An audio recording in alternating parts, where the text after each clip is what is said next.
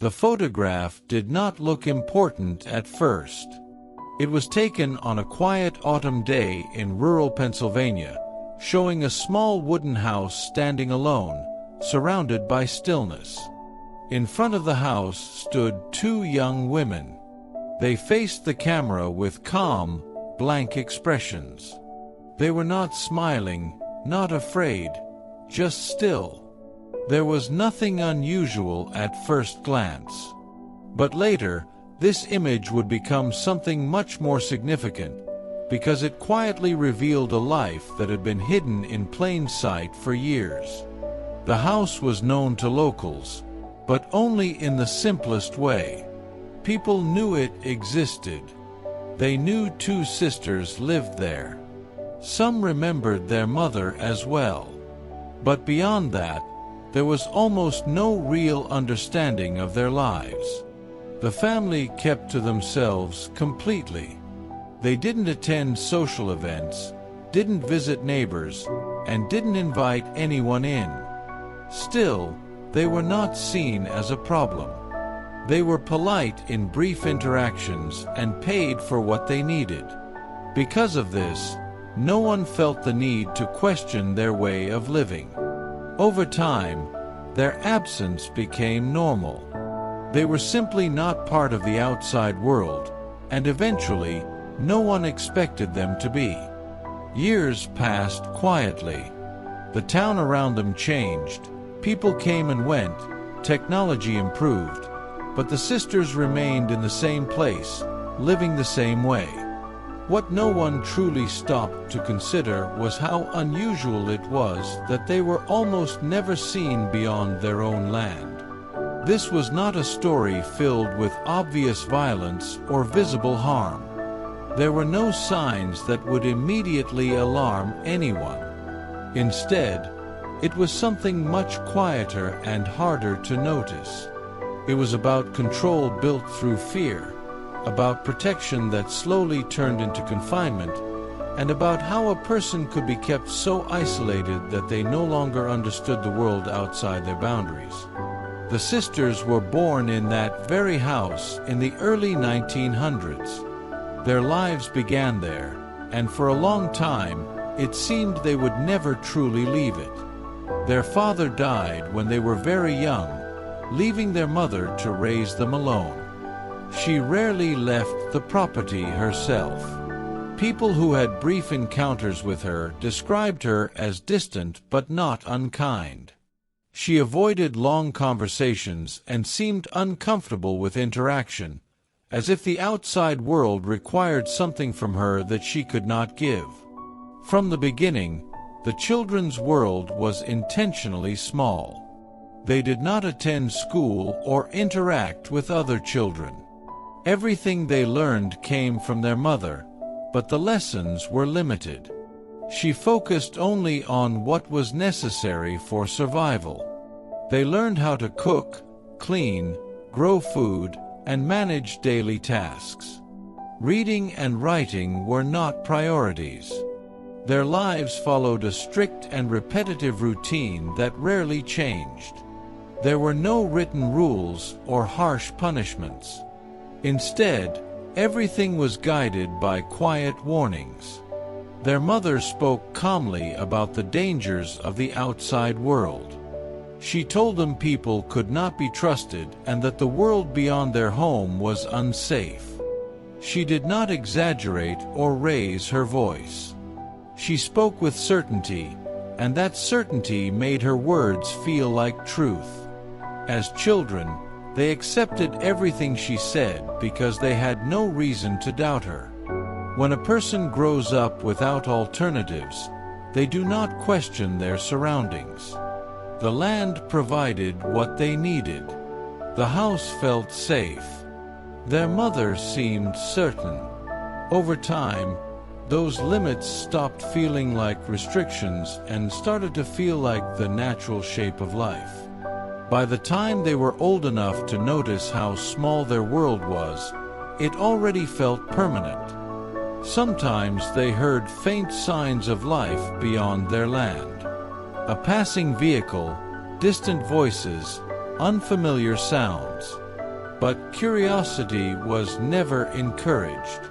If they looked outside too long, their attention was gently redirected. Curtains were closed. Work resumed. Questions were answered briefly or not at all. Eventually, they stopped asking. Time passed without clear markers. Not by dates or events, but by seasons. Winter came and went. Crops were planted and harvested. Days repeated themselves with quiet precision. The house remained unchanged. The routine stayed the same. And slowly, without anyone noticing, their understanding of the world stopped growing. As they grew older, their lives did not expand the way most lives do. There were no new experiences, no friendships, no exposure to different ideas. Their world remained exactly as it had been in childhood. Their thoughts, their habits, and their fears all developed within the same narrow boundaries. And because of that, those boundaries began to feel unbreakable. Their mother's fear had shaped everything. It wasn't loud or forceful. It was quiet, steady, and constant. It influenced how they saw the world, how they understood safety, and how they defined danger. Without ever raising her voice, she had created a reality for them that felt complete, even though it was incredibly limited. The outside world, in their minds, was not a place of opportunity. It was something uncertain and threatening. And when a person believes that strongly for long enough, even the idea of leaving becomes frightening. Not because they are being physically stopped, but because they no longer feel capable of stepping beyond what they know. Years turned into decades. The sisters grew into adulthood, but their lives did not follow the usual path. They remained in the same place, doing the same things, thinking in the same patterns they had learned as children. To anyone on the outside, it might have seemed peaceful, even simple. But in reality, it was something much more complex, a life shaped entirely by limitation. And yet, from the outside, nothing seemed wrong enough to question. There were no clear signs of suffering, no cries for help, just silence. A quiet, steady silence that blended into the background of everything around it. That is what made the story so difficult to see for what it really was. It wasn't hidden by force. It was hidden by normality, by the absence of obvious problems, by the way people slowly stopped paying attention.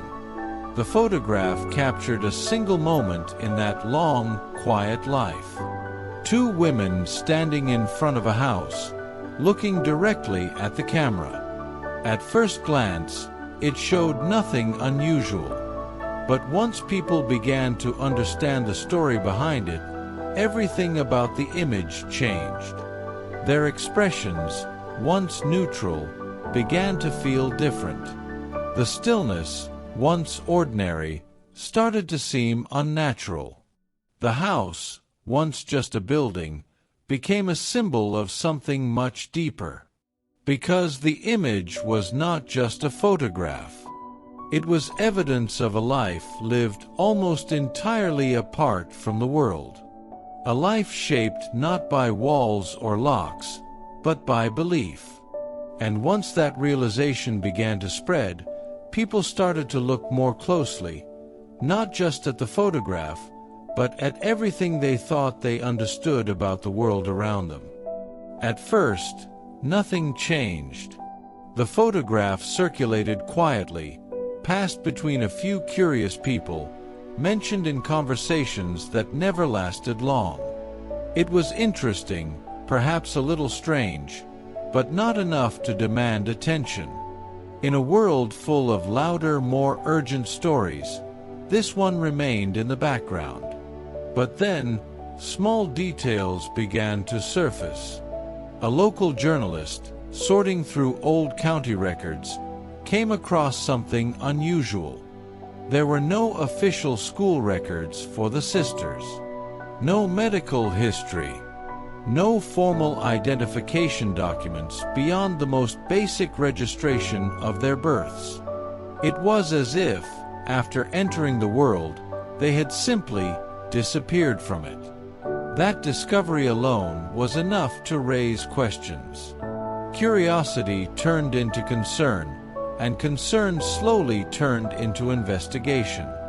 When officials finally decided to visit the property, they expected resistance. They expected the kind of tension that often comes with hidden situations. But what they found instead was something far more unsettling. The door was not locked. There were no barriers, no signs warning people to stay away. The house stood as it always had, quiet, still, and almost welcoming in its silence.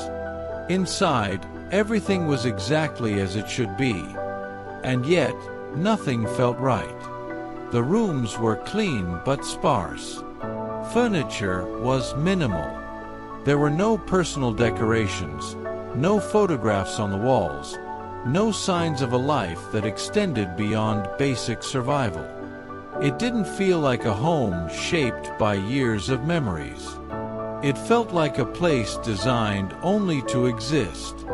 When they finally met the sisters face to face, the unease deepened.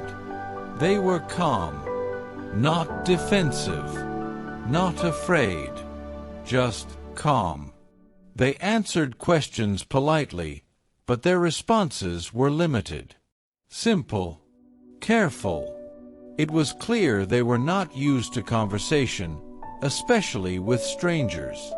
There were long pauses between their words, as if each answer required effort, not because they were hiding something, but because they were not sure how to explain anything beyond their small world. When asked about their lives, they spoke only about daily routines: cooking, cleaning, tending to the land. Nothing more.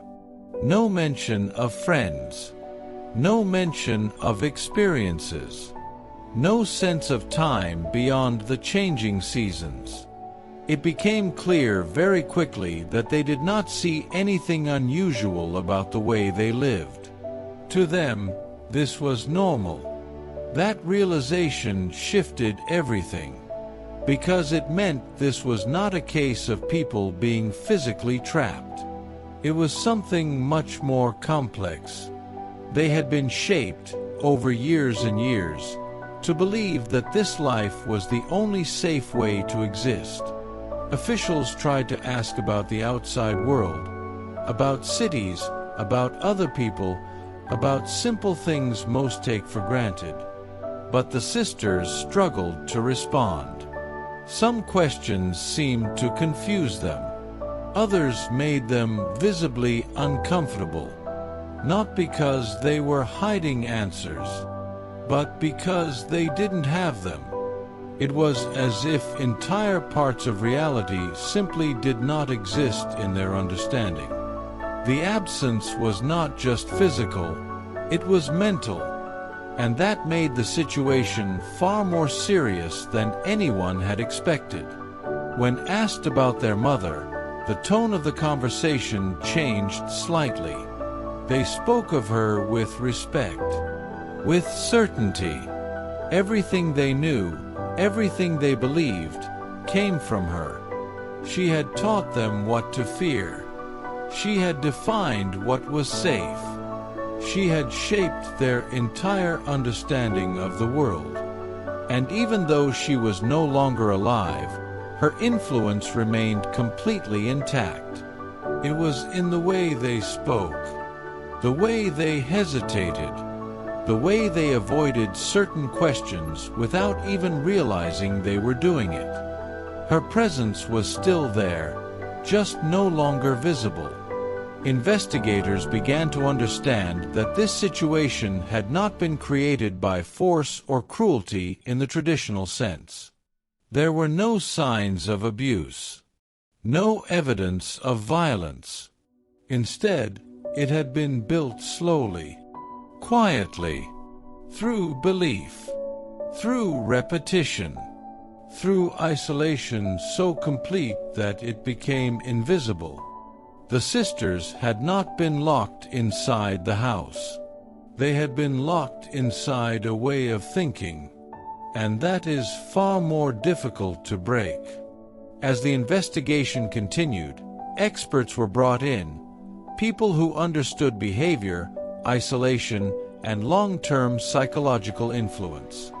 What they found confirmed the growing concern. The sisters showed clear signs of extreme social deprivation. Their language was limited.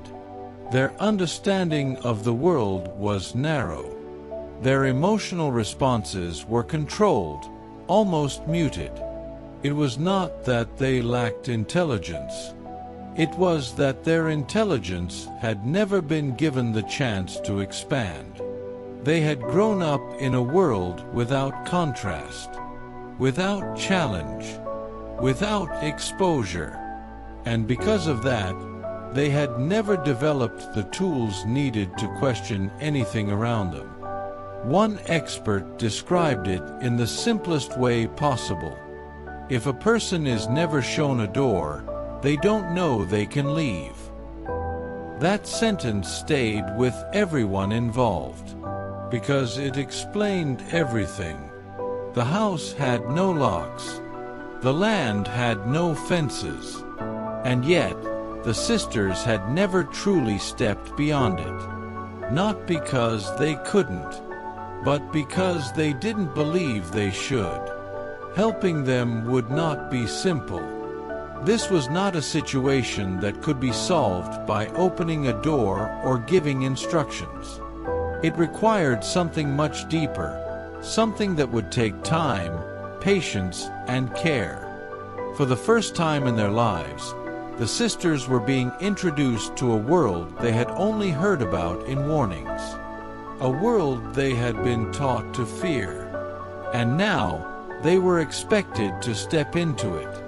Slowly, carefully, small changes began. Conversations grew slightly longer. Questions became a little more detailed. There were moments of hesitation, moments of confusion, but also moments of quiet curiosity. For the first time, they were beginning to see that the world might be more than what they had been told. But with that realization came something else. Uncertainty. Because when everything you believe begins to shift, it doesn't just create freedom. It creates fear. And as the days passed, one question remained at the center of everything. What happens when someone is finally shown the world, but no longer knows how to live in it? As the days turned into weeks, the outside world began to feel less like a distant idea and more like a reality the sisters could no longer avoid. The changes were small at first. A short walk beyond the edge of the property. A brief conversation with someone new. A moment spent observing things they had never truly noticed before. Cars passing by, voices overlapping, the constant movement of life beyond their quiet routine. Each step was carefully guided. Too much, too fast, could overwhelm them. But even the smallest exposure began to reveal something important. The world was not what they had been told. It wasn't as dangerous. It wasn't as chaotic. It wasn't something to fear at every moment. And yet, it also wasn't simple. For someone who had spent their entire life in isolation, even ordinary things felt complicated. Noise felt louder. Spaces felt larger. Choices felt heavier. One afternoon, During a supervised visit to a nearby town, one of the sisters paused in the middle of a street, not because something blocked her path, but because she didn't know which direction to go. There were too many options, too many possibilities, and for the first time, she realized something she had never needed to think about before. Freedom requires decisions, and decisions can be overwhelming. Back at the house, the atmosphere had begun to shift as well. The familiar walls, once a place of comfort, were slowly becoming something else. A reminder, a boundary, a past they were beginning to question. For the first time, the sisters started asking their own questions. Not the careful, limited answers they had given before, but real questions. Why didn't we leave? Why were we told to stay? What else don't we know? These questions didn't come all at once. They came in fragments, quietly, almost hesitantly. But once they began, they didn't stop. Because curiosity, once awakened, is difficult to silence. Investigators and specialists noticed the change immediately. This was the turning point, the moment where understanding begins to replace acceptance. But with that understanding came something deeper. Doubt. Not just about the world, but about everything they had been taught. Memories that once felt normal now seemed incomplete. Rules that once felt absolute now felt uncertain. And at the center of it all was the figure who had shaped their lives. Their mother. For years, she had been their guide, their protector, the voice that defined reality. Now, that voice was being questioned. Not with anger, not with rejection, but with confusion. Because accepting that their life had been limited meant accepting something even harder. That everything they believed might not be true. That realization doesn't come easily. It doesn't happen in a single moment. It builds slowly, layer by layer, as new experiences begin to challenge old beliefs. One evening, as they sat together in a room that had once felt completely familiar, one of the sisters spoke a thought that none of them had ever said out loud before. What if we were wrong? The room fell silent, not because the question was shocking, but because all of them had been thinking it. And now it was real. That single sentence marked a shift that could not be undone. Because once doubt enters the mind, it changes everything. From that point forward, their journey was no longer just about stepping into the outside world. It was about rebuilding their understanding of it. Learning things most people take for granted. Understanding how society works, how people connect, how choices shape outcomes. Simple concepts became lessons. Ordinary experiences became milestones. But progress was not always smooth. There were moments of resistance. Moments where the familiar felt safer than the unknown. Moments where stepping back seemed easier than moving forward. Because growth is not a straight path. It moves in waves. Forward, backward, then forward again. And through it all, one question remained quietly present. How much of a person's life is shaped by their environment? And how much is shaped by what they are taught to believe? The sisters were living that question in real time. Their story was no longer just about isolation. It had become something deeper, a reflection of how powerful influence can be, how easily reality can be shaped, and how difficult it is to break free from something you cannot see. As their world expanded, so did the mystery. Because the more they learned, the more one thing became clear. This wasn't just about what they had experienced. It was about why it had happened in the first place. What had led their mother to create such a life? What had she believed so strongly that it justified years of isolation? And perhaps most importantly, was she protecting them or hiding something from them? Those questions didn't have easy answers, but they were getting closer. And as the truth slowly began to surface, it became clear that the story was far from over. Because sometimes, the deeper you go into a mystery, the more unsettling the truth becomes.